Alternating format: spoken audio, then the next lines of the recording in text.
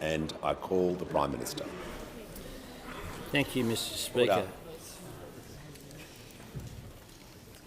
Today we pause as a parliament to mark a loss beyond words, a tragedy beyond comprehension, an unfairness beyond understanding. What happened at Greta in the Hunter Valley was a cruel end to what should have been one of the happiest of days. We all know that joy of going to a wedding, and so many of us know that feeling of getting on a bus with fellow guests, partly as a chance to share the excitement, but partly because the bride and groom organised that in order to keep their guests safe. We know that feeling of getting together with friends and family to celebrate the happy couple, to celebrate the love between two people and their declaration of spending a lifetime together, and around those friends and family, gathering around them, holding them at the heart of what is their local community. A wedding is about both the seriousness and the joy of commitment. It's about a beautiful new beginning, and every wedding is filled with such a sense of possibility about the future. It makes what happened on Sunday night all the more cruel. We hold on to the memory of all those whose lives were tragically cut short. Our hearts go out to all the survivors and to all the loved ones who now have this most terrible of burdens. And our thoughts and love are with the newlyweds, who will never know the easy joy of an anniversary. May everyone around them somehow find a way to lift them up. We think too of the tight-knit community that is the Hunter. They are hurting so badly right now. I do want, on behalf of the Parliament, to give our thanks to the first responders. We again have been reminded by those who arrived at this terrible scene. We cannot imagine what they were confronted with, what they had to deal with, but as they always do, they did their job. They did their best looking after people, trying to save lives and to assist in the recovery. It was what was clearly just a horrific scene. So to them, but as well to those who continued to assist in the following hours and days, the doctors and nurses, the police and emergency services, those who transported the injured to the hospital, the counsellors and those on Lifeline who undoubtedly have received so many calls from people affected by this tragedy. I say once again, thank you. I also say thank you to those people who will continue to assist in the days, weeks, months and years ahead. The hard truth is that mental and emotional scars of this will not fade with time. They will live with people forever. We have a responsibility to make sure that when the spotlight leaves, the care doesn't. For the people who have witnessed this and for people who have experienced this tragedy firsthand.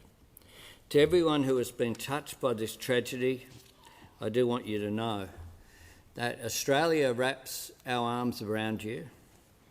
Australians' hopes and Australians' prayers are with you at what is an extraordinarily difficult and traumatic time for our community. And I call the Honourable, the Leader of the Opposition. Thank you very much, Mr Speaker. Well, I thank the Prime Minister for his heartfelt words, and I join with him in reflecting on the tragedy of Sunday night. Since the news of this horrific event broke, the outpouring of our national grief has been palpable.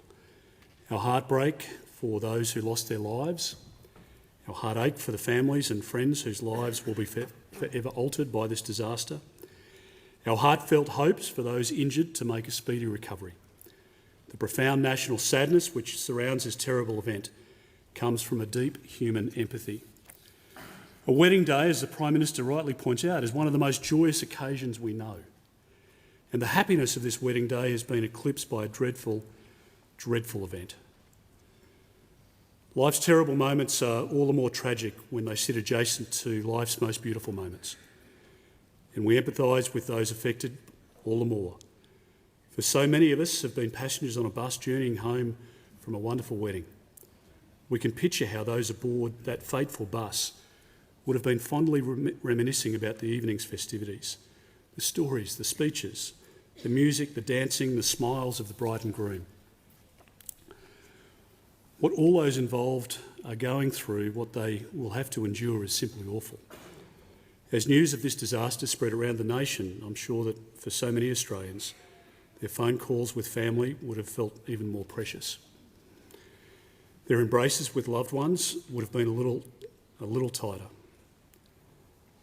Their time together with those dearest to them would have been all that more special. This tragedy reinforces to all of us to never take our precious relationships for granted, to value the moments we have with families and with friends, to always cherish those closest to us, because life can be unpredictably cruel. I echo the Prime Minister's thanks to our first responders, whose courage and composure is nothing short of heroic. We often comment, following a tragedy of this nature in this Parliament, about the fact that the first responders run into harm's way, when the instinct of most Australians would be to run from it.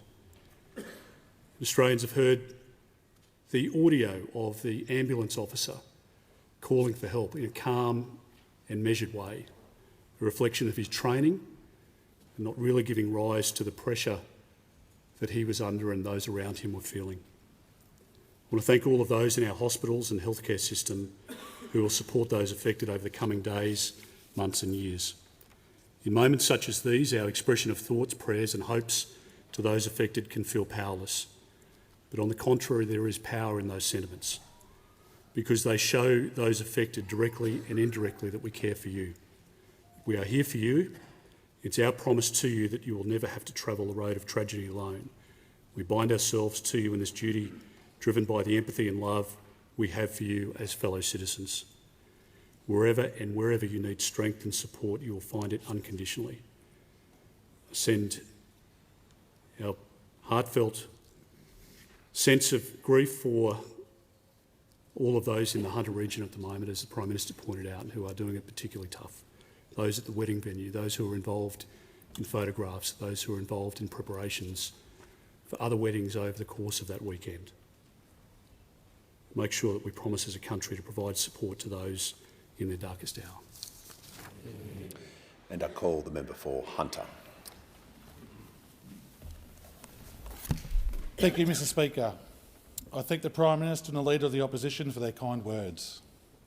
I rise to address the tragic incident that occurred in my community on Sunday night, the tragic bus crash in Branksome Greta that has left us deeply saddened and shaken. My heart goes out to the victims, their families and all of those affected by this terrible event. On Sunday night, shortly before midnight, a bus carrying 35 people overturned whilst approaching a roundabout on Wine Country Drive, near the small towns of Branksome and Greta in my electorate.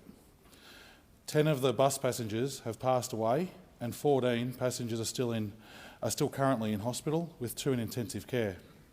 The passengers were travelling back to their accommodation, having just celebrated a wedding.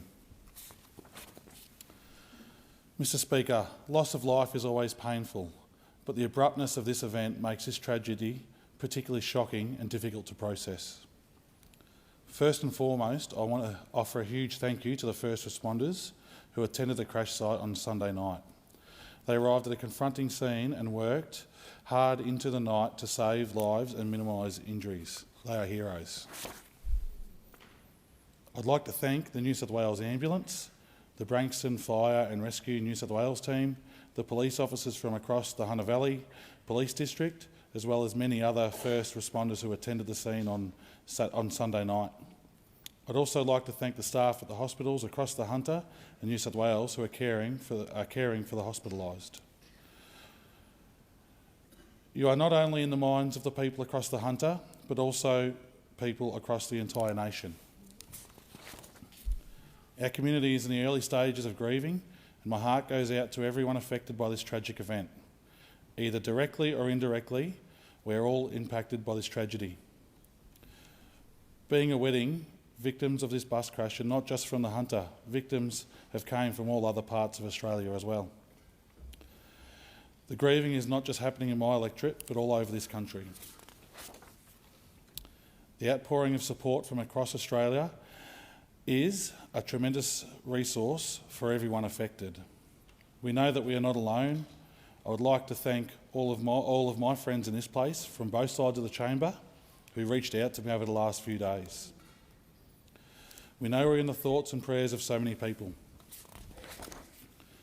Mr Speaker, my office has received offers of accommodation, transport and other practical resources for the loved ones of victims who have had to make their way up to the Hunter and the hospitals in the wider area.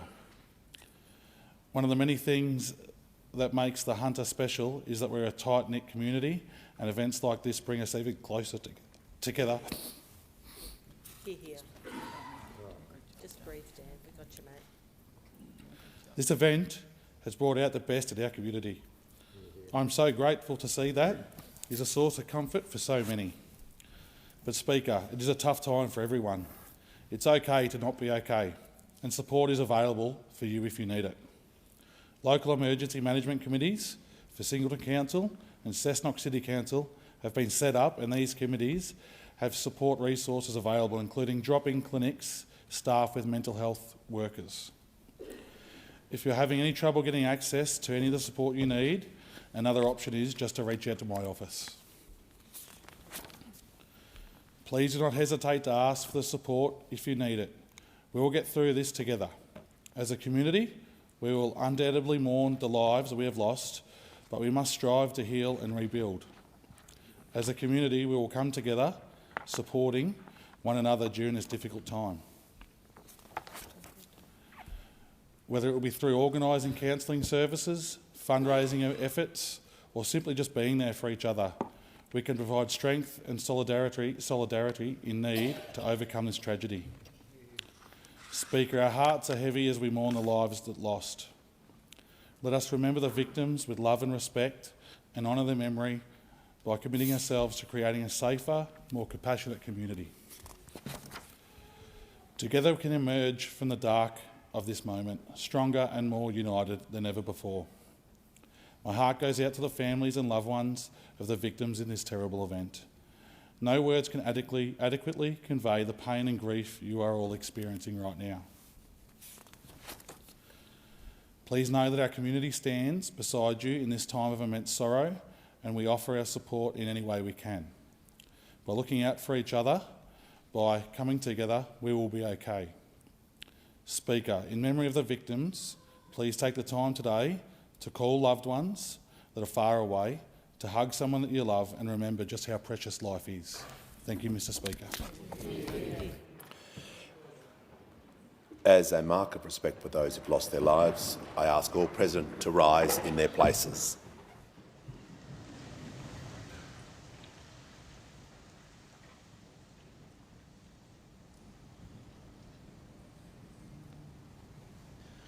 I thank the House.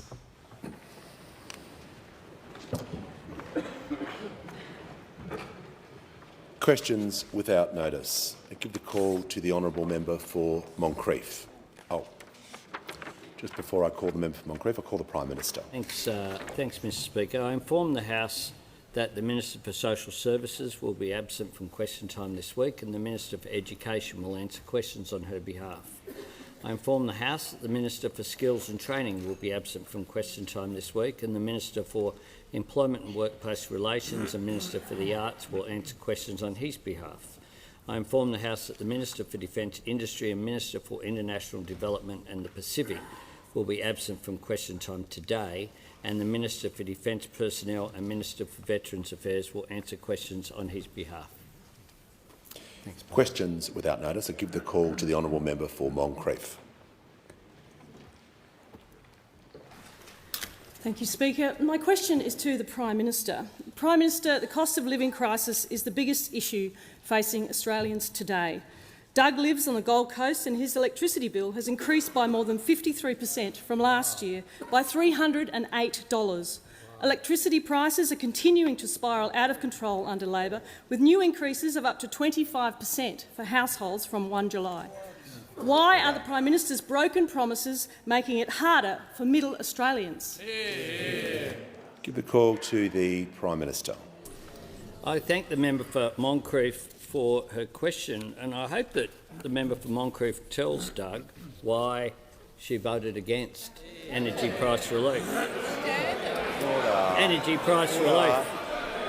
Why she voted against one of the 5 million families who will get relief on their power bills, the 1 million small businesses that will get relief on their power bills, the 111,000 households that will pay less to make their houses more energy efficient and lower their energy bills.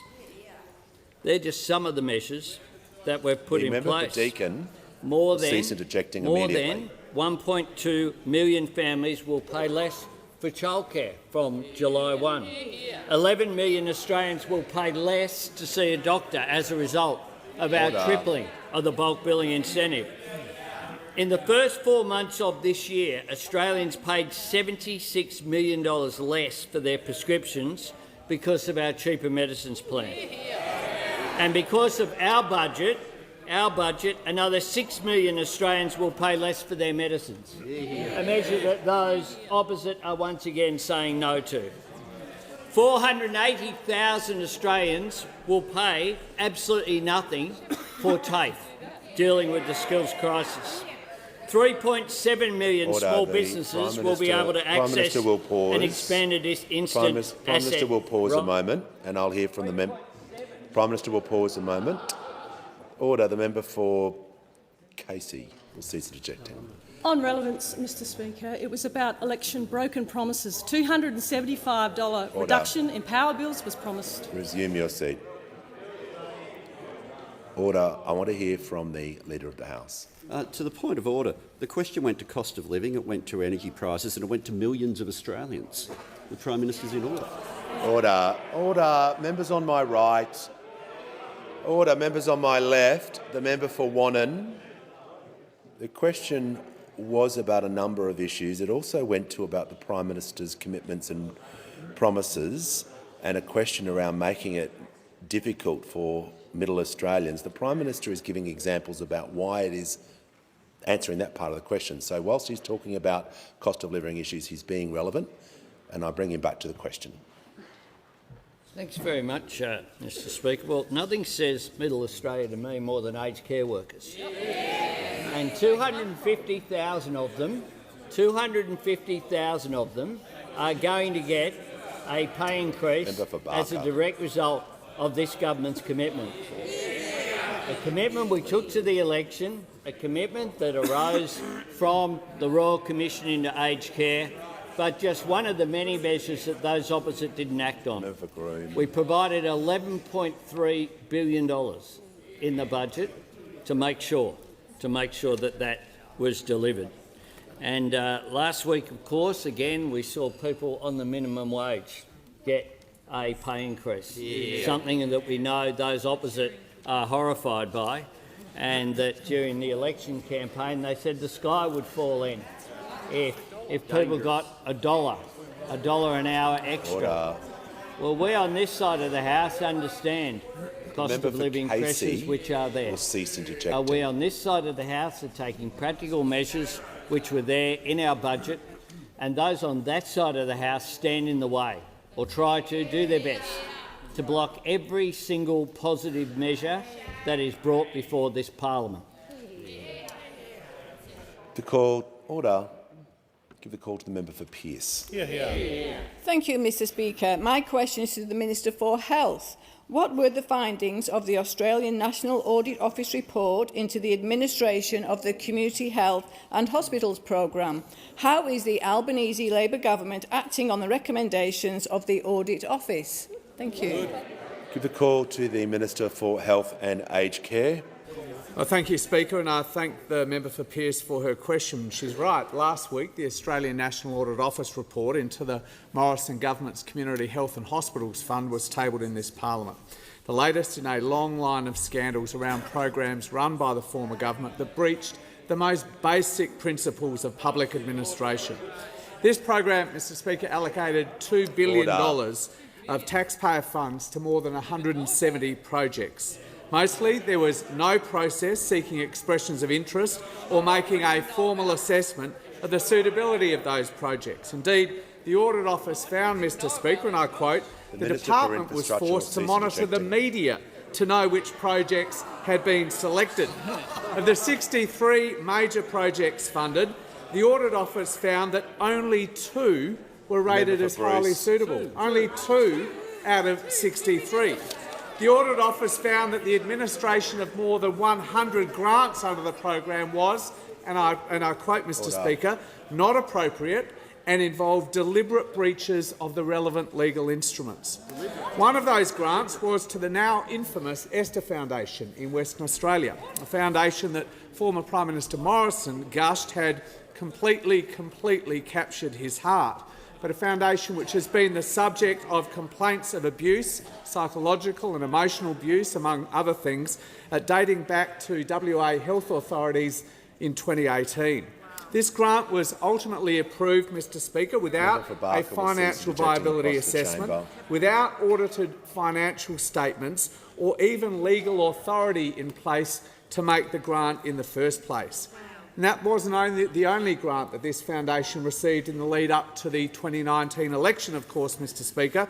They also received $630,000 for security, signed off under the now Leader of the Opposition's Safer Communities Fund, which of course was the subject of a separate but equally scathing Audit Office report. Mr Speaker, we know on this side now more than ever every single dollar spent in health is precious, and I'm glad that my department has accepted each and every one of the Audit Office recommendations, and I've directed them to examine line by line each of the remaining projects under this program which have not yet been fully acquitted. But the stain from this long line of funding scandals, this, car park rorts, sport rorts and so many others, won't be washed so easily from the Liberal and National parties. Give the call to the order.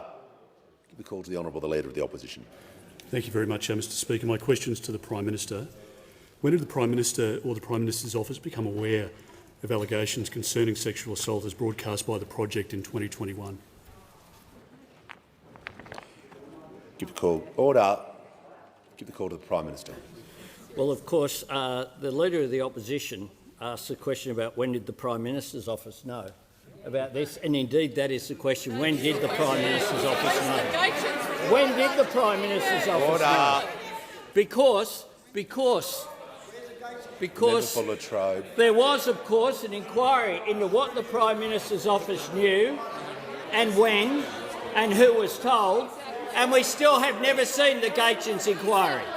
We still have never seen the Gaetjens inquiry. Members on my right, the member for Reid. We know indeed that the Leader of the Opposition asked this question, but I'm surprised because he knows that he informed the Prime Minister's office.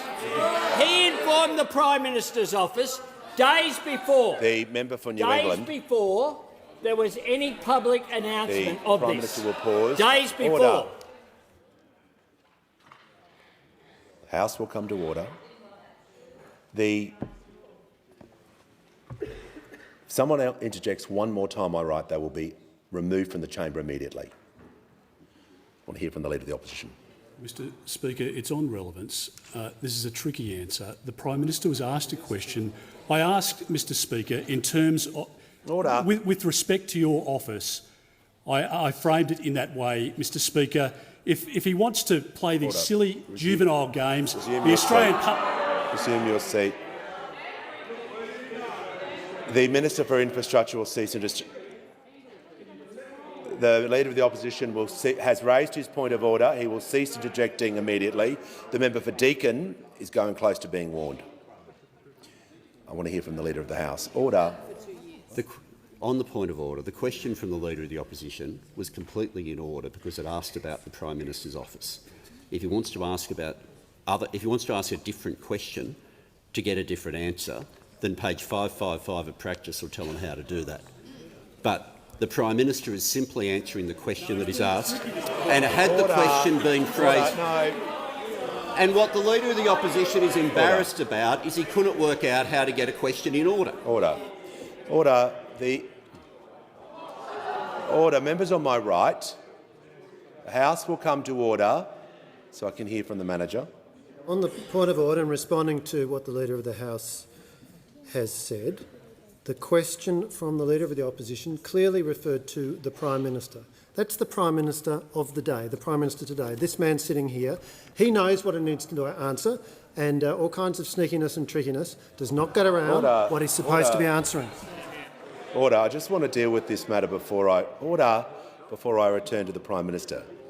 As members know, including the manager and the Leader of the Opposition, the Prime Minister cannot be asked under standing orders, and the manager is correct on page 553 to 55 of practice, which makes clear that ministers or Prime Ministers cannot be asked questions about their actions in a former role or as a private member before becoming a minister. So the question was line ball in terms of what the Prime Minister is responsible for. Just moving forward, the questions will be ruled out of order in terms of actions or issues before ministers or Prime Ministers became into these roles. So the Prime Minister is answering the question. I'm going to listen carefully to his answer to make sure he's being relevant to the standing orders, but also relevant to the question. The Leader of the Opposition, a point of order. Mr Speaker, I thank you for your instruction to the House. I seek clarity, though, in relation to the points that you've just made. And I understand the standing orders and practice, but my clarification of you is to ask, given all of that, is it still open to the Prime Minister to answer honestly and openly the question that was put to him? Well, the question, as I explained, was in order, line ball. I'm going to listen carefully. He's 1 minute into his answer about the issues that were raised and about the important issues, the serious issues that were raised. I'll listen to him carefully. If he strays or if he is not in line with the standing orders, he'll be brought back into order, and I'll give him the call. Thanks very much, Mr Speaker, because I was asked about what the Prime Minister's office knew. And the truth is that goes to... The Leader of the Opposition. That goes to the heart of what this issue is. The heart of what this issue is. Order. Because the heart of this issue goes to an alleged sexual assault by a Liberal staffer against another Liberal staff member in a Liberal minister's office in 2019, metres away from the then Liberal Prime Minister's office. When these allegations became public, 2 years after the Morrison government became aware of the security breach, the truth is that it sent shockwaves not just through the Parliament but through the nation, as it was the first step in exposing a problematic culture in what should be Australia's safest building, the one right here. Scott Morrison had an inquiry by Phil Gaetjens, his former Chief of Staff, who was then the head of his department, a Prime Minister and Cabinet, into who knew what and when in his own office. That report has never been released.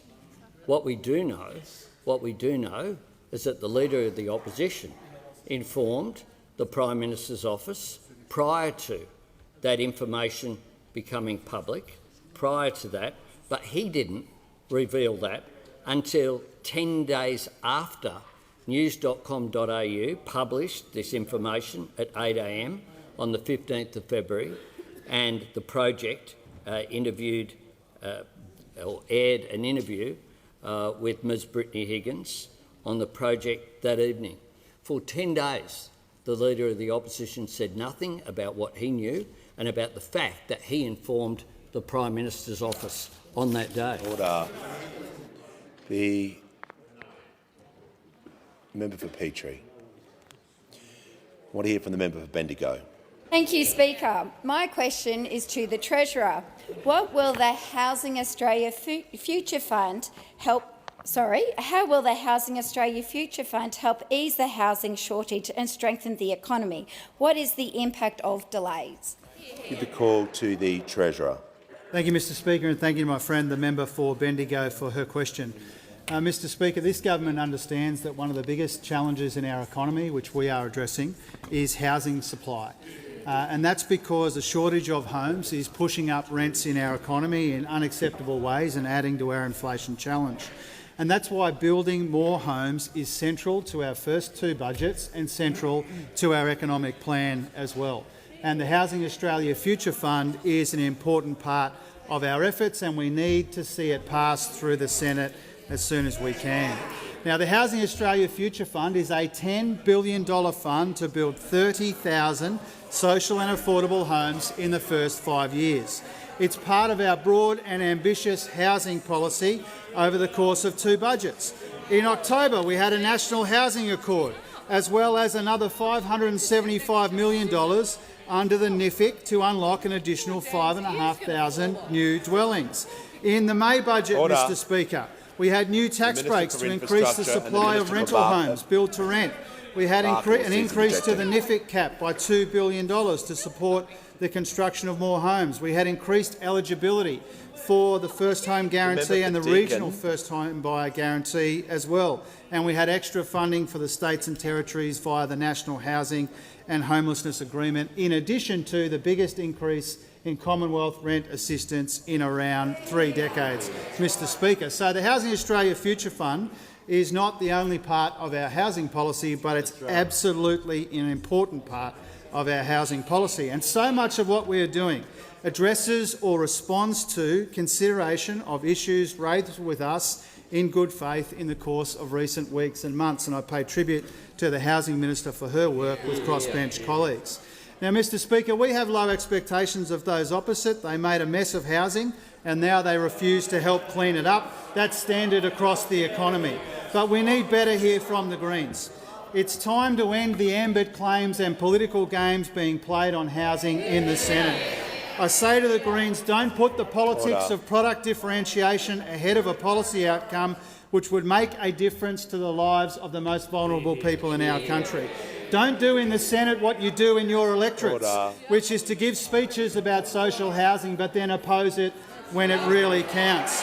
Mr Speaker, if the Greens want more social housing, then voting against a $10 billion housing fund is a pretty bizarre way to go about it.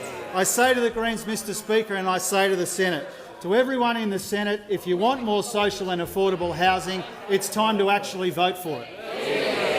Before I call the member for Mayo, order.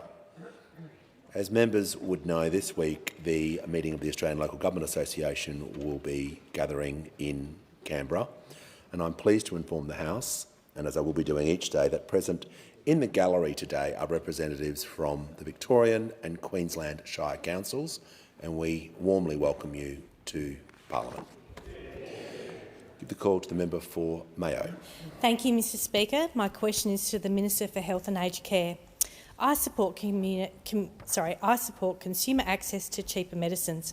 However, many of my Mayo pharmacists are genuinely worried that the 60-day dispensing without adequate compensation will leave them to lay off staff, reduce services or close. I ask the Minister, what modelling has been done on the impacts on regional pharmacies, and will the Minister assure the House that no pharmacy will be forced to lay off staff or close as a result? Give a call to the Minister for Health and Aged Care. Thank you, Speaker, and I thank the member for Mayo for her question and for her engagement over a number of discussions about the impact of this policy on community pharmacies in her electorate in the Adelaide Hills and a bit beyond that, but also on her constituents. We went to the last election promising cheaper medicines, and we're very proud of the record of delivery we already have on making that happen in 12 short months. But we recognise there is more to do, which is why, unashamedly, we accepted the advice of the Pharmaceutical Benefits Advisory Committee in the budget to move to a 60-day dispensing limit for certain common medicines that are used for chronic disease. This is a common practice around the world and recognises the changing nature of patient profiles. 30-day dispensing makes eminent sense in a patient profile which sees people get single bouts of infectious disease, a single dispensing of a prescription, and then they're better. It doesn't make as much sense when people are on the same medicines for years or even decades. Now, most obviously, this is going to be good for the hip pocket of patients, 6 million patients across the country. It's also going to be very good for their health, because we know in evidence overseas, in other countries that have adopted this, the most likely time people go off their medicines is script renewal time. So in those jurisdictions that have adopted 60 or even 90-day dispensing, medicine compliance lifts by around 20%. That's why this is supported by doctors' groups, by patient groups and by other groups, including in rural... The Minister will pause and I'll hear from the Leader of the Nationals. On relevance, Mr Speaker, the question was very specific about modelling, and did the Minister undertake any modelling? He's doing everything he can to answer to do anything but... Order. Resume your seat. The Leader of the Nationals is warned. You raise a point of order. You do not continue with your argument. If you interject one more time, you'll be removed from the chamber. It's highly disorderly. The Minister for Cybersecurity is getting close to being warned as well. The question was about cheaper medicines, about pharmacies and modelling and the impacts. I'm going to give the Minister the opportunity to conclude his answer. Thank you, Speaker. And in addition to the hip pocket benefits, the health benefits, the freeing up of millions of GP consults, there's also the improved convenience for people who live in rural communities. I mean, I live within about 100 metres of a pharmacy. People who live in rural Australia have to travel vast distance to reach their pharmacy, which is why this measure has been supported by the College of Rural and Remote Medicine, by the Rural Doctors Association and by the National Rural Health Alliance.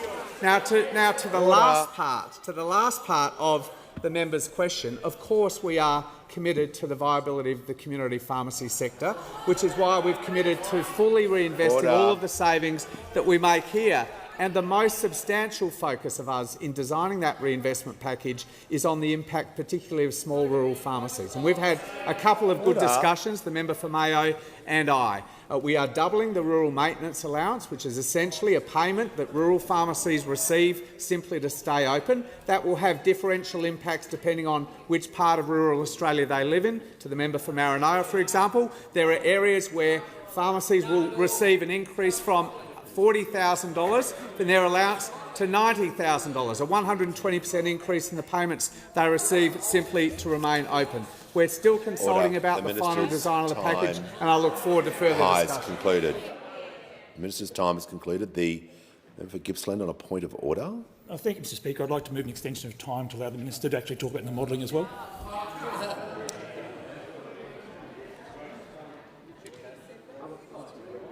The Minister's concluded his answer. You need to do that while he's speaking. Order.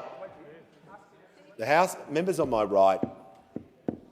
This level of interjection continues. There will be a general warning issued. People warned so far are the Leader of the Nationals.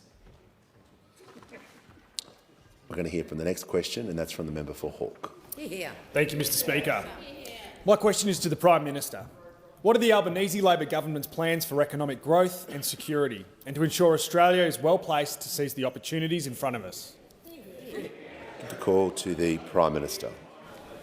I thank the member for Hawke for his question, and I spoke to CEDA today, which was a conference being held here at Parliament House talking about the challenges that are there in the global economy and about Australia's opportunity to seize the advantages that we have going forward.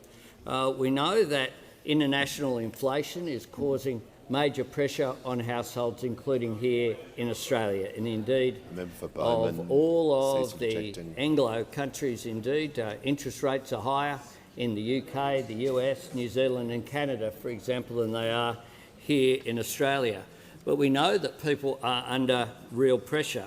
So the task of government is to look after those Australians who are doing it tough, but also to help people, under pressure here and now, but also to not take our eye off the future, how we take advantage of the opportunities which are there before Australia. And indeed, the opportunities that are there, that we need to break new ground. We need to attract new sources of international investment. We need to diversify our future exports, and the government's been working on that with countries like India and Indonesia and other agreements that are being put in place. We need to boost the skills of our workforce. That's why we have Fee-free TAFE, making a difference, 20,000 additional university places. We need to build greater resilience in our supply chains because we know that the Reserve Bank Governor has identified that as the big pressure which is there. We need to move more of our businesses up the international value chain, and that's what the National Reconstruction Fund is about, helping existing industries to boost their productivity, to boost their investment, but also the creation of new industries, particularly those that will benefit from the clean energy transformation that is occurring. We need also to support the full, equal, respectful and overdue participation of women in the economy. And one of the things that childcare is about is boosting participation but also boosting productivity. We are seeing some positive results.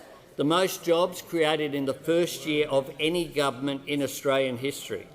Record levels of participation, including a record number of women in full-time work. And wages growing at the fastest rate in a decade, with real wages growth forecast for next year. We're proud of those achievements, but we're certainly not resting on it, because we know that after a wasted decade there is not a day to waste. We need to seize the opportunities which are there. My government is determined to do just that. Call to the Leader of the Opposition. Thank you very much, Mr Speaker. My question is to the Prime Minister. Prime Minister, has Senator Gallagher misled the Senate? Give a call to the Prime Minister. No. Give a call. Order. Give a call. Order. Give the call to member for Holt. Thank you, Mr Speaker. My question is to the Minister for Housing and Homelessness. How will the Housing Australia Future Fund's guarantee funding stream complement the Albanese Labor government's ambitious housing agenda, and what is standing in the way? Give a call to the Minister for Housing, Minister for Homelessness and the Minister for Small Business. Thank you, Mr Speaker, and I do want to thank the member for Holt for that important question. I know that she is very concerned about her constituents dealing with housing challenges in her electorate, and of course those in this place that are taking seriously the housing challenges right across the country, whether it be for renters, for buyers or for those trying to find a safe, affordable place to call home. Indeed, we did inherit significant housing challenges after little action from those opposite, Mr Speaker, and we've been working incredibly hard to try and turn that around. The Minister will pause a moment. The member for Deakin is now warned. So that means if you interject one more time while the Minister is speaking, you'll be removed from the chamber. I'll give the Minister the call. Speaker, we are trying to turn this around, but it will take coordinated action and indeed significant investments. And our ambitious housing agenda is ambitious because it needs to be. And we're investing more than $8 billion in the coming year on housing and homelessness services, Mr Speaker. It's why we unlocked $575 million immediately to help social and affordable rental housing get on the ground, and we have homes under construction today right across the country, including some homes in my home state that will be taking tenants in coming weeks, Mr Speaker, coming weeks.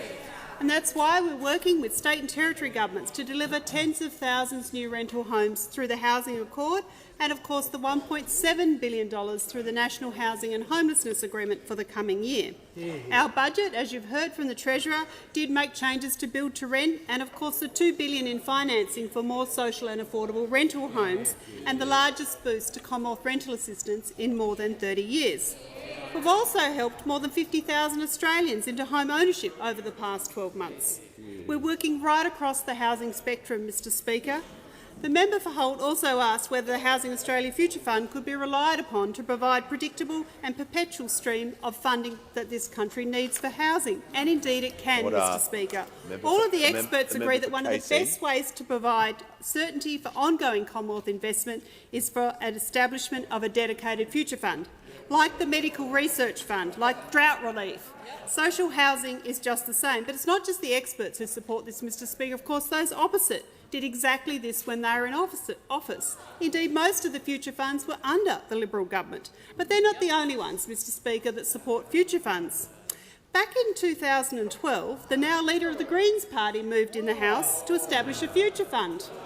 And he said, Mr Speaker, and I want to quote, "I do believe the future fund has shown that it is possible for such a fund to function effectively and with fairly wide support in Australia, Mr Speaker."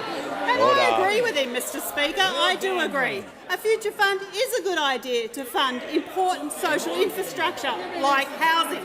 But, Mr Speaker, sadly this has become all about the politics, and it shouldn't be. This is not an opportunity for door-knocking. It's not an opportunity for campaigning. It's about people on the ground, people that need homes the most. And we're going to continue to stand up for people that need the homes, and the Senate should support the bill. Barker. Order. Members on my right. The member for Spence will cease interjecting. The Deputy Leader of the Opposition has the call. My question is to the Minister for the Environment. I refer the Minister to her recent interviews on Channel 7 Sunrise. Was the Minister or her office aware, prior to the 15th of February 2021, of the allegations aired on the project that night? Give the call to the Minister for the Environment and Water. Oh. Okay. Thank you, Mr Speaker. Order. The Leader of the House is seeking the call. Order. Order. Members on my left, I want to hear from the Leader of the House. I refer to page 554 and 555 of practice, where there are a number of occasions, and we've been through this a lot over the years, and there are many precedents under Speaker Smith, where if a question is asked about someone that goes to a period prior to them holding the portfolio, the first question that can only be asked is to refer to the quotation where, as a minister, they have reference back to it, and to ask whether that is correct. And that simply referring to it and then asking a different question, certainly our whole time in opposition, that never got it over the line. The first question, always had to be providing the quotation exactly in line with that precedent, asking whether that was accurate, and then subsequent questions could come based on the answer the minister had then given. And that's the way it's worked here the whole way through. Order. Order.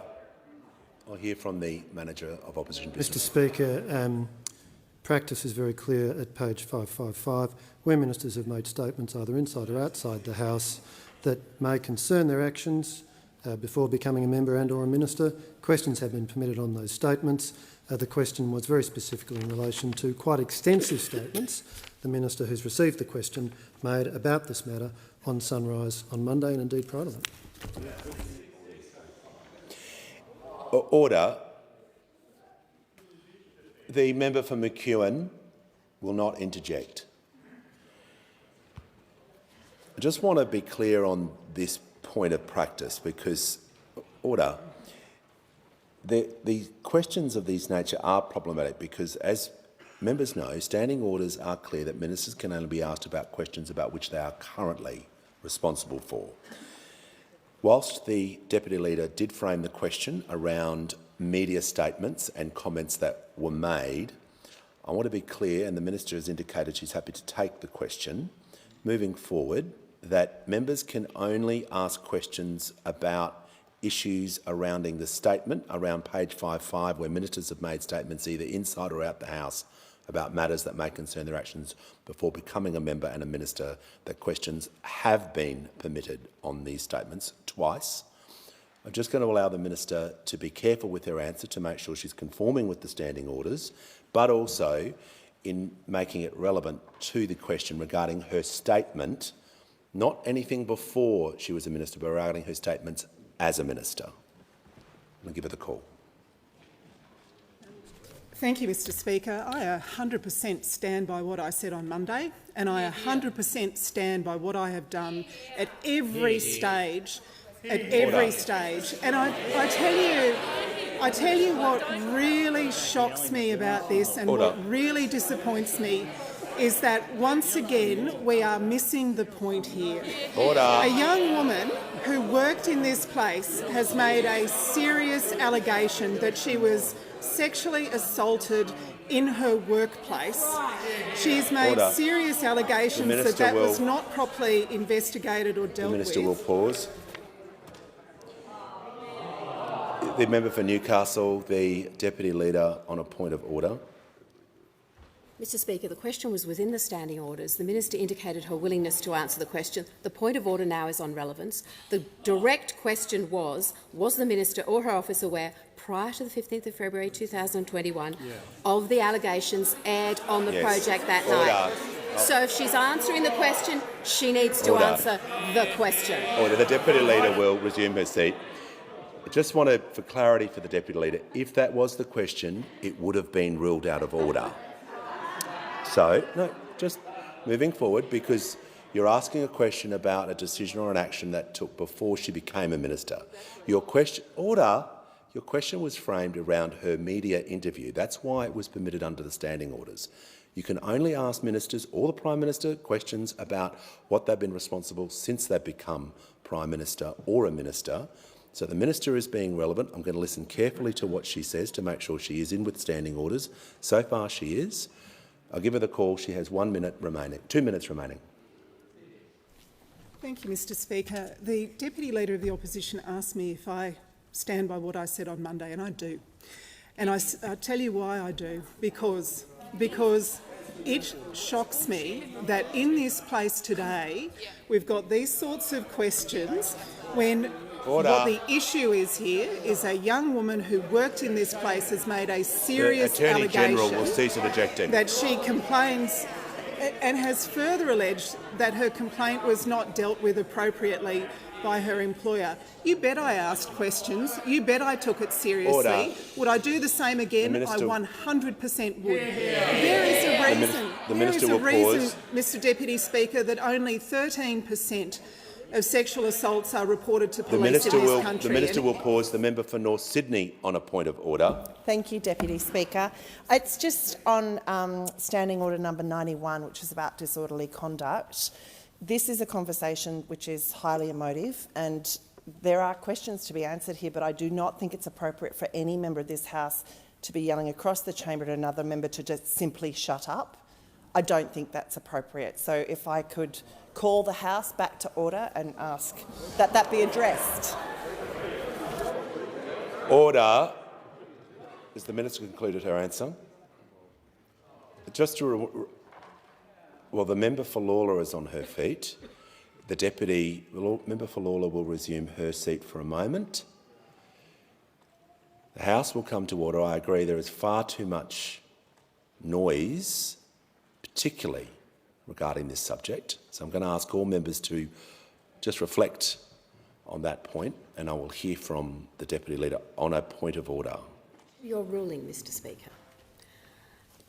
The Minister's non-answer to the question relates to your ruling, I suggest, and I want to ask to your ruling and quote from practice, where ministers have made statements either inside or outside the House about matters that may concern their actions before becoming a minister, questions have been permitted on those statements. I'm not sure what in your ruling narrows the answer that the minister was entitled to give so that she actually could not address the question that I was asking her. Order. The Minister for Infrastructure. I'll hear from the Leader. I mean, the Minister has concluded her answer, but I'll hear from the Leader of the House on this matter. Thanks. Just to the point of order, Mr Speaker, because there's no doubt this issue will arise again on other times. It has over the last 10 years. The key point is the final two words that were just read out by the Deputy Leader, which is about questions having been permitted on those statements.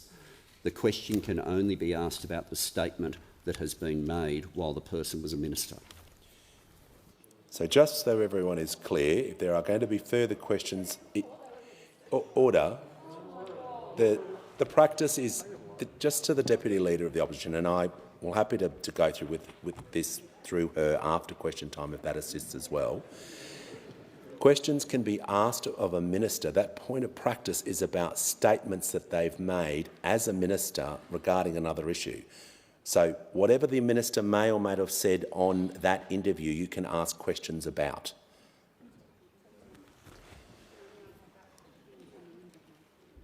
The Manager of Opposition Business.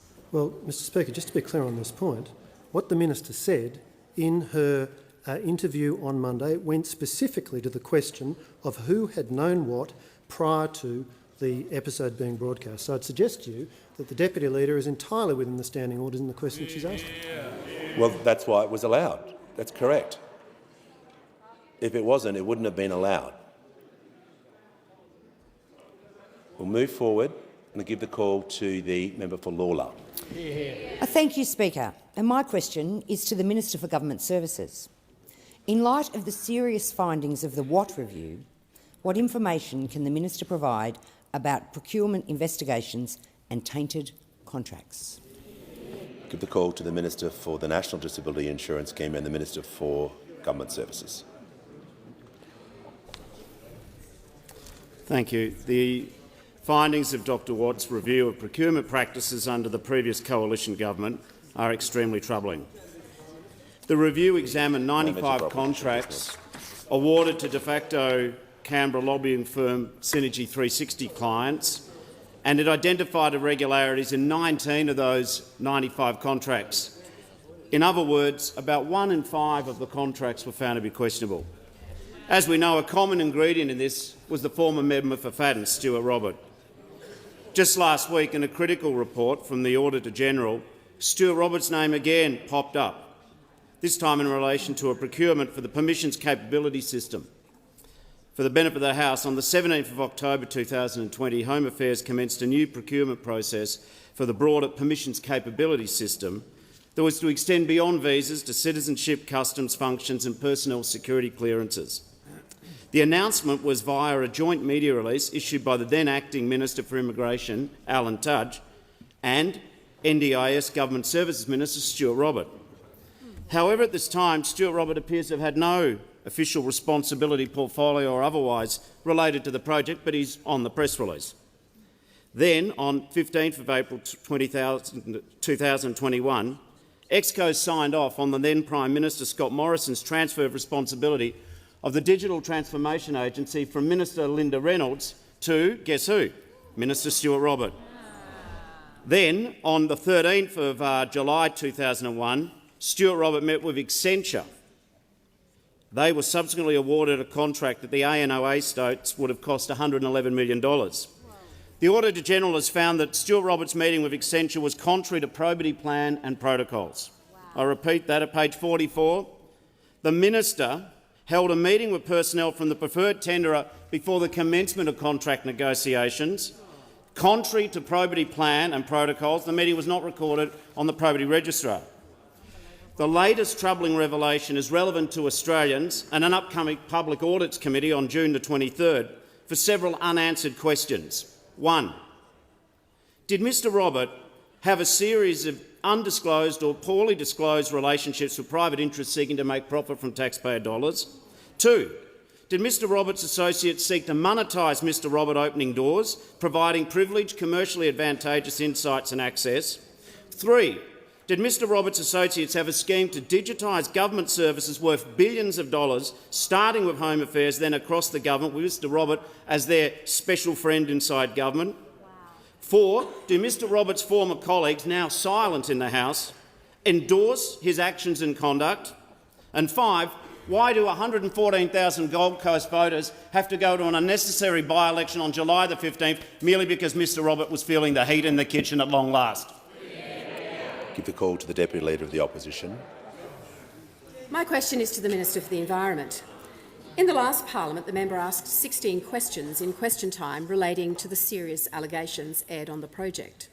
When asked about this questioning on Sunrise on the 5th of June this year, the Minister stated that nobody tells me what to ask in question time. Did the Minister engage with any third parties regarding the content of these questions before she asked them?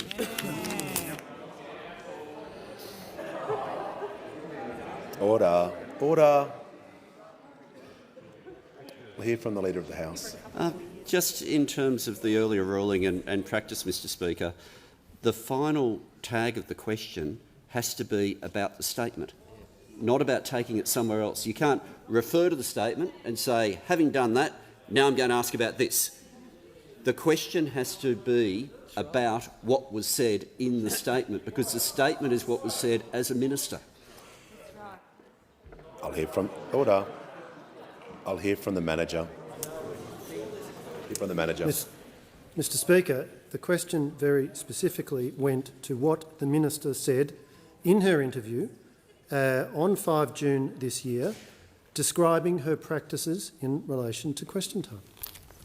That part of the question is in order. The last part, or the hook, that the Deputy Leader was adding into that regarding another subsequent question, I just want to remind all members, practice allows questions only to what the minister has said as a minister.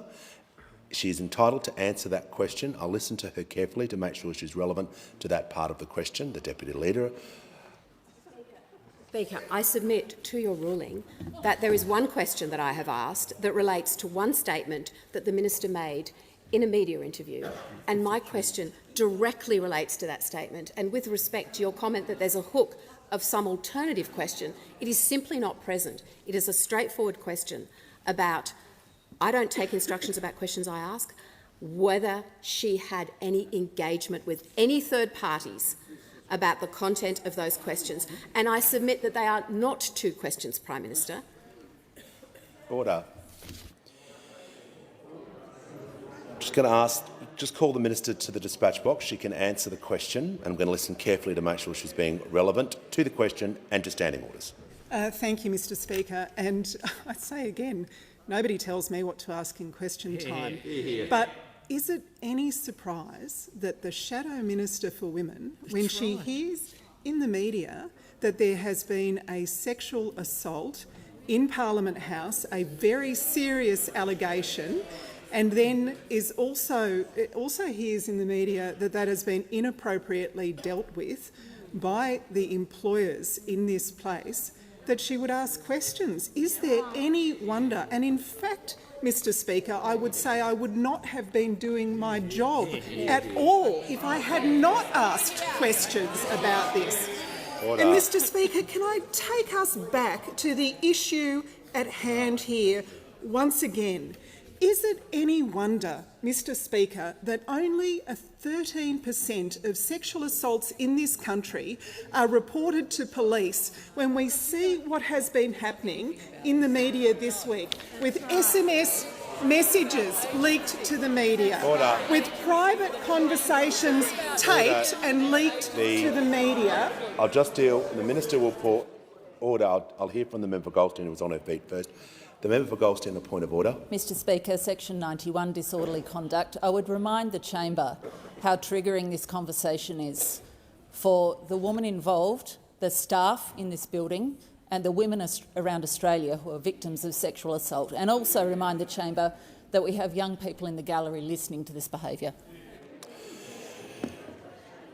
Look, I want to remind all members that we have a role to play and set the standard for an inclusive, respectful and professional workplace here in Australia and across Australia. Order. I want to ensure that we display exemplary individual leadership as we've agreed by all members of this parliament in February this year. I'll hear from the Deputy Leader of the Opposition on a point of order.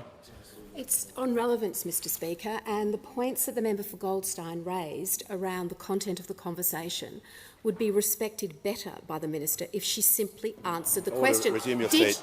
Resume your seat.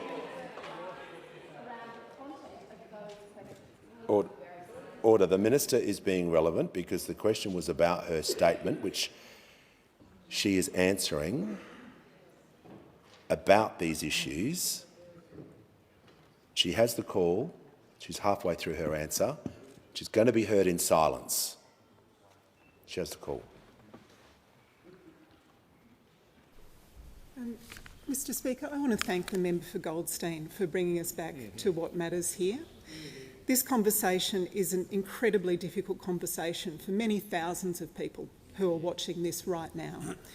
They find it distressing because they know that when victims of sexual assault report these matters to the police, they often go into a process which is re-victimising and re-traumatising. In every instance, Mr Speaker, I behaved ethically and completely properly, respectful of the issues at hand and respectful of the people involved. The member for New England will cease interjecting. Give the call to the member for Tangney. Thank you, Mr Speaker. My question is to the Minister for Veteran Affairs. What steps is the Albanese Labor government taking to combat veteran homelessness? Give the call to the Minister for Veterans Affairs and the Minister for Defence Personnel. Thank you, Mr Speaker, and I would like to thank the member for Tangney for this important question and thank him for the work that he's doing with his veterans in his community. I know that he has visited with organisations in his electorate that are looking to provide homelessness services to support veterans in Western Australia, which is really important. And we learned how important it is in March when the census data was released that showed that on census night in 2021, 1,555 individuals who have served our nation were homeless. And in the first 12 months of this Albanese Labor government, we've been working to deliver on our commitments to build a stronger foundation for a better future for veterans and families. And that includes doing things like in the October budget that we handed down, $3.6 million for the Scott Palmer Centre in Darwin, which will provide homelessness services for veterans in Darwin and is very important. But I want to draw members' attention to the report that was handed down in May of this year, Housing All Australians, Leaving No Veterans Behind, because they said Australia is in a housing crisis. We don't have enough social, affordable and public housing for the people who need it most, including our veterans and other key workers. This has long-term implications for Australian society as we know it today. Doing nothing is not an option. And that report made a key recommendation. Alongside the investment required by governments to address the lack of public, social and affordable housing supply, investment in outreach services and the development of more targeted and intensive care programs that provide comprehensive and ongoing support could be considered. Well, Mr Speaker, I'm very proud to be part of a government that wants to do exactly that. Because part of our commitment at the last election, as part of the $10 billion Housing Australia Future Fund, the legislation for which we are trying to get through this parliament right now, was that $30 million would be allocated to build housing and fund specialist support services for veterans experiencing homelessness. And after a wasted decade, we are now running out of time. RSL Australia says the time for action is now. VASI RSL Care says we urge the parliament to come together and reach agreement. I met with the RAFA Association in WA only yesterday about this important issue. They would like to be able to fund services in a state which currently has no specialist veteran homelessness service, and yet we can't do that, not because we don't want to, we can't do it because the Liberal Party and the National Party and the Greens Party are saying no. They are saying no to funding veterans' homelessness services, and they can shout about it all they like, Mr Speaker, but the reality is it is those parties that are holding up providing these services desperately needed right now. The Minister's time has concluded. Order. Members on my left. Give the call to the member for Warringah. Thank you. To the Attorney-General, media publication of leaked private material produced for a police investigation undermines trust and confidence in the criminal justice system for victims. Both the Privacy Act Review and the Australian Law Reform Commission have each recommended strengthening the privacy standards that media organisations should consider prior to publication. What steps is the government taking to review the exception to the Privacy Act for journalism, as journalists have an inadequate, self-regulated code of ethics and Australia does not have a statutory tort for the breach of privacy? Give a call to the Attorney-General.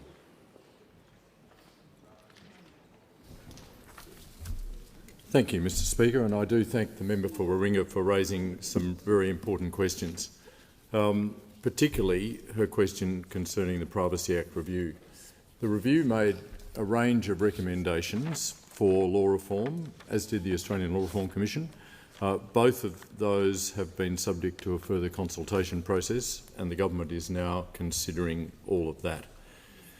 As Attorney-General, I am deeply concerned about the apparent unauthorised publication of material produced as a result of a subpoena in the criminal trial of Mr Bruce Lerman. Material produced to a court in response to a subpoena is subject to an implied undertaking from the parties who receive it that it won't be used for purposes other than for those court proceedings. It's a rule known as the Harmon Rule, or the Harmon Undertaking. To breach it may constitute a contempt of court. I do understand that the Australian Federal Police have received a complaint in respect of this matter, and that the AFP is currently assessing that complaint.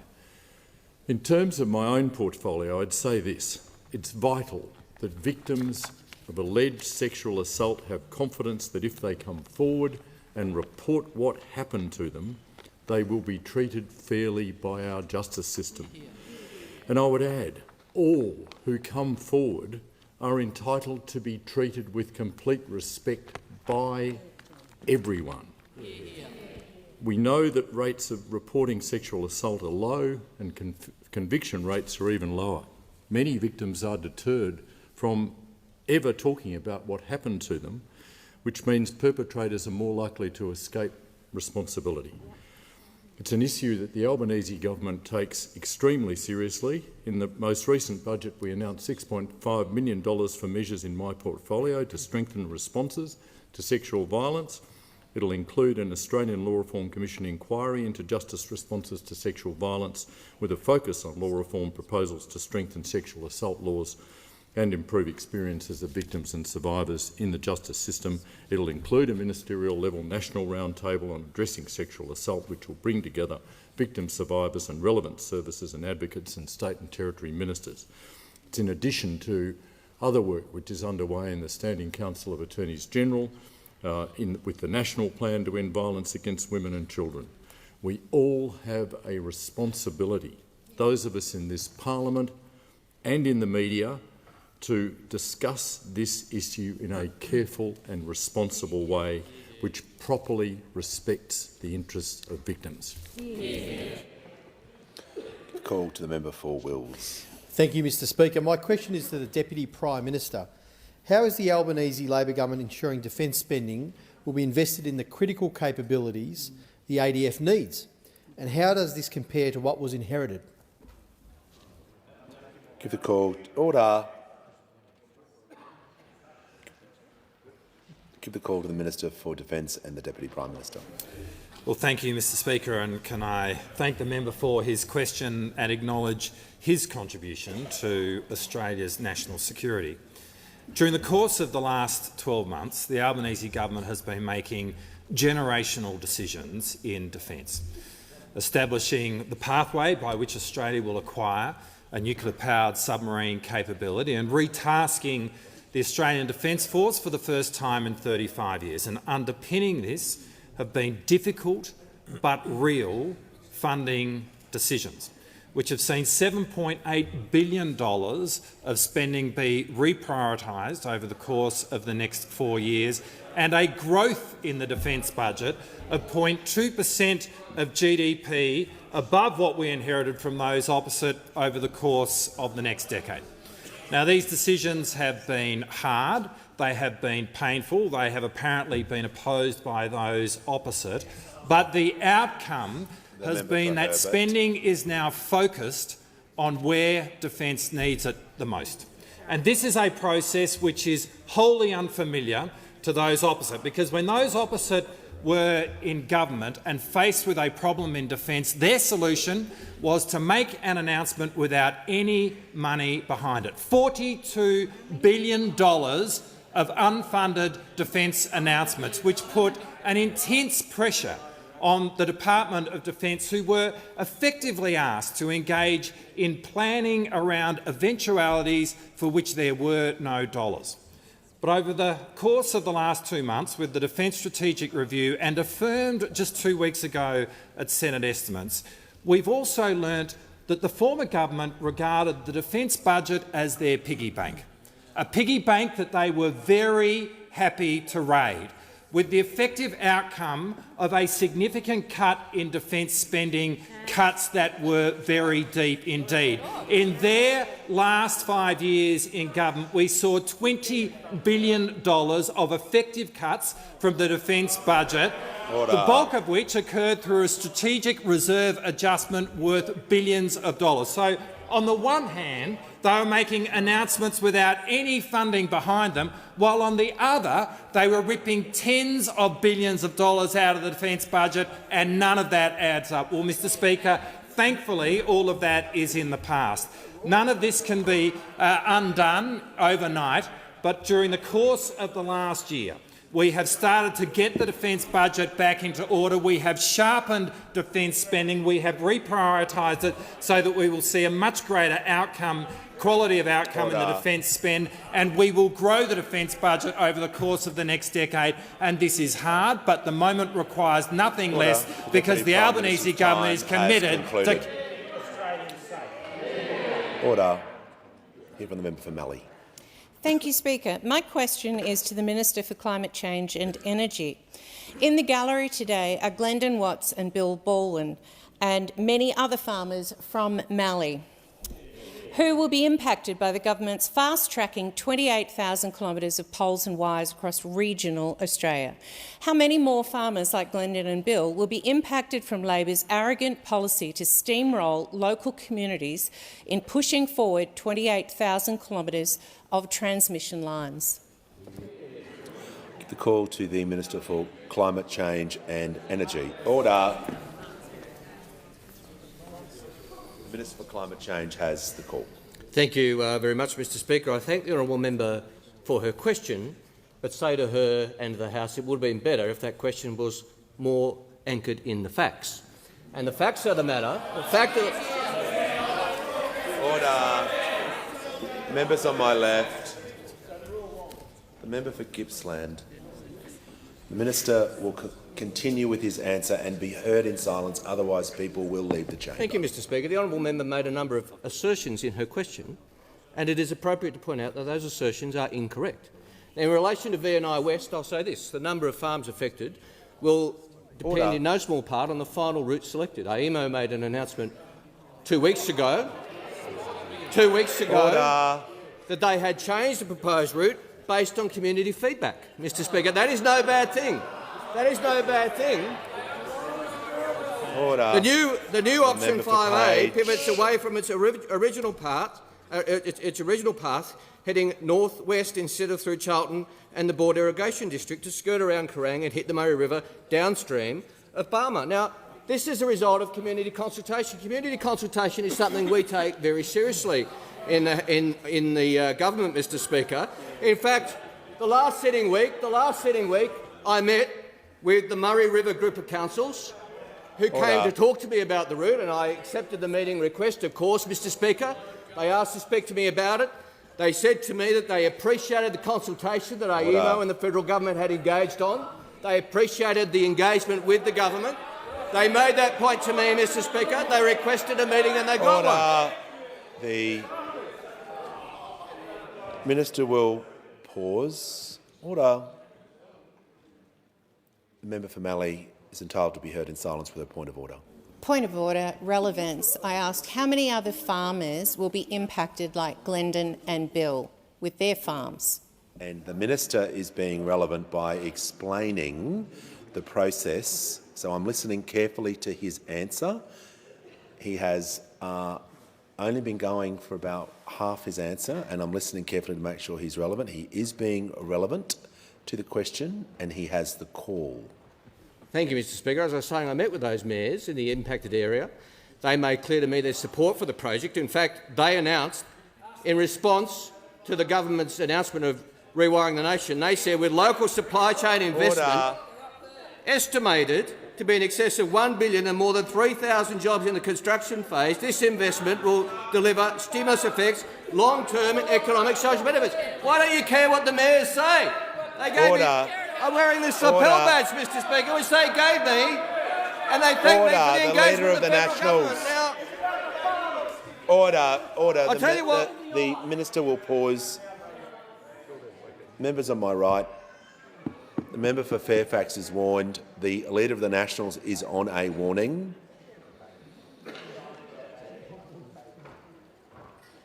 Minister in continuation and will be heard in silence. Now, thank you, Mr Speaker. And I say to the honourable member, if she wants to meet with me to talk about these issues, she's welcome to, as other honourable members have, as the member for Eden Monaro regularly has, on similar matters in her electorate. That is what good representatives do. Seek a meeting with the minister, talk the issues through. But we'll talk about the facts, Mr Speaker. We'll talk about the facts, Mr Speaker. And the fact of the matter is that this V&I West link has been discussed for many years. Now, we are getting on with the job, but we are, to be fair, the first government to focus on this issue. The previous government also focused on the issue. In fact, my predecessor, the then Minister for Energy, said we are investing in the V&I West because it is expected to generate $1.9 billion in net market benefits. That's what the member for Hume, my predecessor, said about this project. He was backing it in, saying how important it is. Now, Mr Speaker, this is an important project. It will be delivered properly by this government. Concluded. Give the call to the member for Boothby. Speaker, my question is to the Minister for Aged Care. How has the Albanese Labor government addressed the crisis it inherited in aged care, and what is the government doing to build a more equitable and sustainable future that puts older people at its centre? Call to the Minister for Aged Care and Sport. I thank the member for Boothby for her question, and I know for her passion and commitment to lifting the standard of care for older Australians in Boothby. The Albanese government inherited an aged care system on the brink. We had to act with urgency, and that is exactly what we've done. Today, as we speak, we have more than 100 urgent reform projects on the go to deal with the extent of the crisis that we inherited. And in our first 12 months, we have addressed 69 recommendations of the Royal Commission. That's almost half. We've legislated new standards for increased care minutes and for 24/7 nursing to improve care.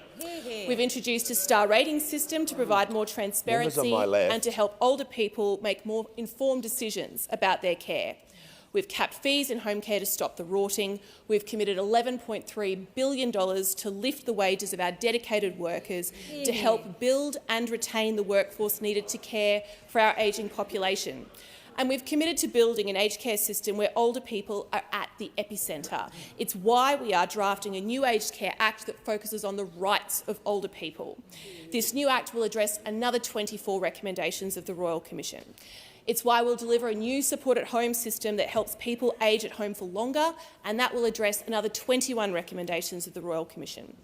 And it's why last week I announced the members of the Aged Care Task Force, who will look at how we set the aged care sector up to succeed, equipped to face the future.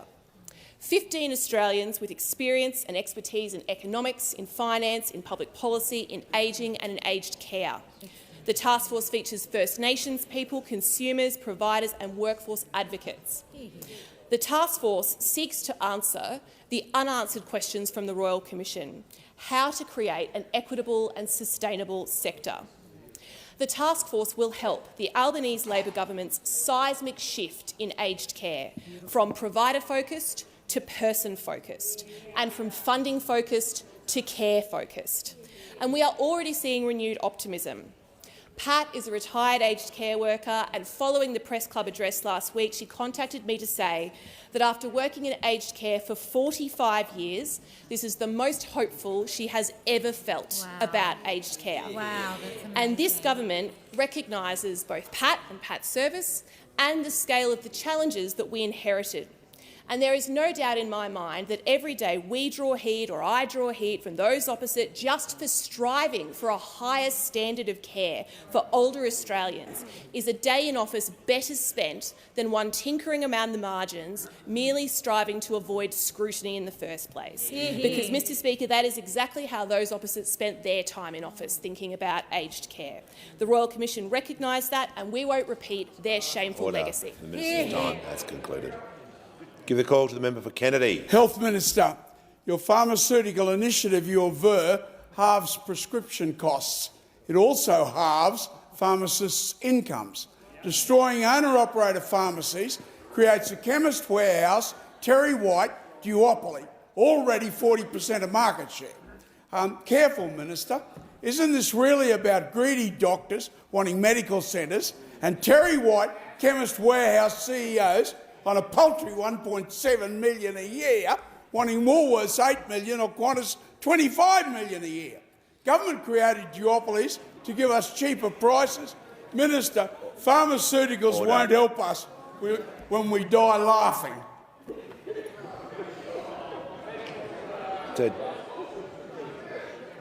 There was a question in there somewhere, but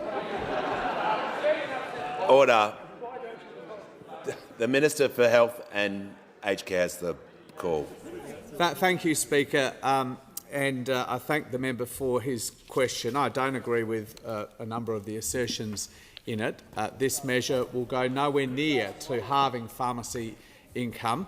Pharmacists, on their own data, as an industry, will earn about $100 billion over the next 4 years, assuming no growth. And they got 30% growth over the last 4. These measures, depending on which modelling you accept, the industries, the guilds, or the governments, are somewhere in the vicinity of 1–1.5% of that revenue, again assuming no growth. We make no apology for recognising we've got more to do to deliver cheaper medicines. We've made huge inroads into making medicines cheaper at a time of unprecedented global inflation that's hitting Australian households as it is households right around the world. That's why we accepted the advice that had been on the books for 5 years from the advisory committee that oversees pharmaceuticals, 5 years, to allow people who are often on these medicines for decades, not just years, to be able to get 60 days supply, something that will be of particular benefit to patients in rural communities that often travel vast distances to get to their pharmacies. And I don't accept that this is something only sought by doctors' groups, although this will have the benefit to the entire health system of freeing up millions and millions of GP consults that are currently used just for routine repeat scripts, instead for GPs to be able to use for much more complex health conditions. That's why you're right. All doctors' groups have supported this, but so has pretty much every single patient group that you can think about. The Breast Cancer Network of Australia, the Heart Foundation, Asthma Australia, Diabetes Australia, the Lung Foundation, groups like Council on the Ageing, the National Aboriginal Community Controlled Health Organisation, and I could go on and on. But of particular interest to the member for Kennedy, Mr Speaker, will be the endorsement from rural health groups, particularly the National Rural Health Alliance that represents dozens of health groups working in rural Australia. Now, I agree with the member for Kennedy. It is critically important not just to maintain a vibrant community pharmacy sector, whether it's operated under a franchise like Chemist Warehouse or Terry White, or whether it's a fully independent, and that is particularly important for small rural pharmacies. As I said in response to my question from the member for Mayo, that is a particular focus of the reinvestment plan that we have. We are talking to members, to other groups in the pharmacy sector about the particular needs of rural pharmacies that might be relatively close to the cities in modified Monash Area 3 and 4, or areas like the member for Kennedy's, which would be Area 7. And we'll have more to say about that in due course. Order. Give the call to the member for Paterson. Thanks, Speaker. My question is to the Minister for Employment and Workplace Relations. Minister, what is the labour hire loophole that the Albanese Labor government is acting to close? Call to the Minister for Employment and Workplace Relations and the Minister for the Arts. Thanks very much, Mr Speaker. And I want to thank the member for Paterson, who's been making speeches about this issue for a very long time. When people ask about what's same job, same pay about, the best way to explain it is we're trying to close a labour hire loophole. It's not, as was depicted in some ads I saw last week, where there was this concept that somehow some employers might have to pay somebody who's been there for 6 years the same as someone who's been there for 6 months. That's something that is not government policy, that the government's not legislating, that I'd never thought about before, and now that I've thought about it and seen the ads, it's a really bad idea. But there is a loophole that needs to be closed. There is a loophole that needs to be closed, and it's this. When an employer has agreed, when you have an enterprise agreement in place and they've agreed this is the rate of pay that is appropriate for each classification, the employer should not then be able to use a labour hire company to undercut that rate of pay. And when people say, oh, what does this mean for productivity? Well, the employer has already agreed in the enterprise agreement that that's the productivity value of the work.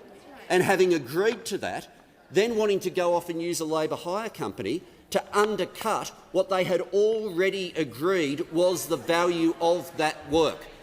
Now, that loophole needs to be closed. Senator Cash said in an interview last week, show me where the loophole is and then close it. Well, that's where the loophole is. Most employers aren't on enterprise agreements. Those who are on enterprise agreements, most employers aren't using this loophole. This is not something that ricochets in a massive way across every wages budget across the economy. But for those employers who are using it, it results in a radical cut in the pay for people who work there and creates a situation where you have people working side by side who've been there for the same length of time, who are doing the exact same job, often in the same uniform, working to the same supervisor, but are being put on different rates of pay. Why? Because there is a loophole that says, well, technically you're employed by someone else, so we can now ignore everything that had been agreed to. There are a series of loopholes that undercut wages. There's the fact that if a worker steals from the employer, it's a crime, but if the employer steals from the worker, it's not. That loophole needs to be closed, and wage theft needs to be made unlawful. It's a loophole that you can be working for a shop, riding your bike, delivering, and you've got the protection of the award system and all minimum rates of pay. But if you have the same lack of power, but you're working on a gig platform at the moment, you have no right to minimum standards at all. That's a loophole, and it needs to be closed. The Minister's time has concluded. I call the Prime Minister. Mr. Speaker, I ask further questions be placed on the notice paper.